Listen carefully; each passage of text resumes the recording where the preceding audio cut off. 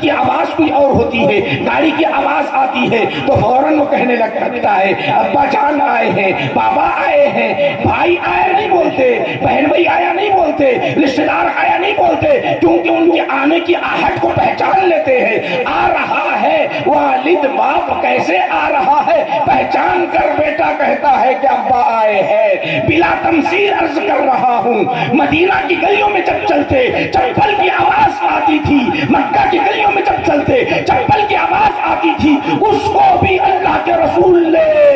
غور کیا اور وہاں جنت میں تمہارے کھڑاؤں کی آواز کو سنا ہے، کھڑاؤں کی آواز کو، چپل کو سنا ہے، چپل کی آواز۔ سبحان اللہ، سبحان اللہ۔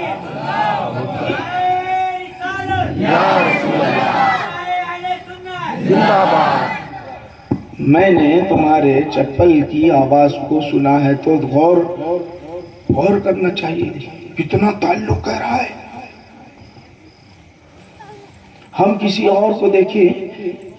گلیوں میں اگر دیکھیں کوئی خاص آدمی کھانستے رہتا، ہمیشہ کھانستے رہتا تو لوگ آگے دیکھو بولتے کھانسی کی آواز، یوں فلاں آگے بولے تو غور کرو، بلال رضی اللہ عنہ کے چپل کی آواز، حضور نے ارشاد فرمایا کہ میں تمہیں جنت میں نہیں دیکھا بلکہ میں تمہارے کھڑاؤں کی آواز کو میں نے سنا ہے۔ سمعت دبن علیک بین یدیک فی الجنہ، میں نے اے بلال تم کرتے کیا ہو،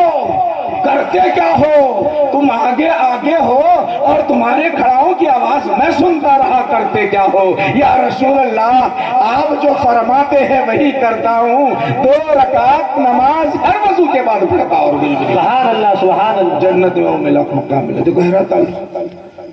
تو ایسا تعلق ہر ایک سے جڑا ہوا ہے، ان سے نہیں۔ برداپور والوں سنو،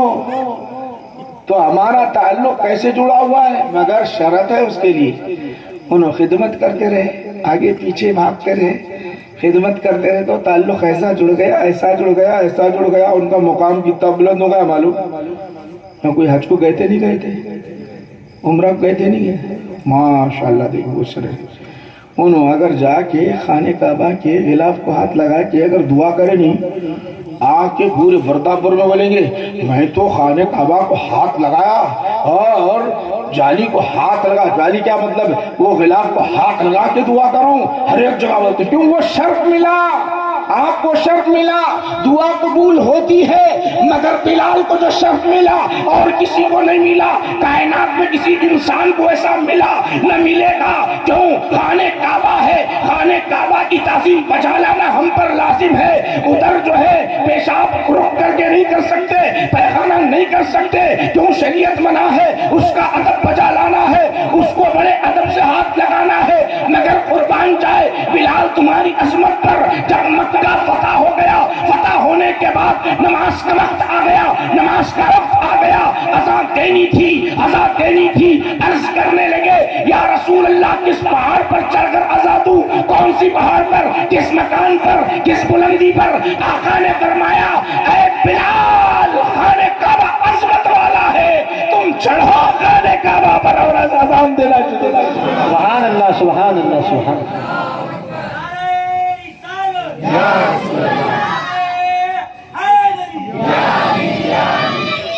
حضرت بلال اوپر خانہ کعبہ پہ چڑھے، اب اس کے بعد کوئی چڑھے بابا، چڑھ سکتا اس پر، کہاں سے چڑھ سکتا اس پر، بلال کو موقع ملا، خدمت کرتے رہے، آگے پیچھے رہے، تو ہماری ایک ذمہ داری ہے، سن لو، اس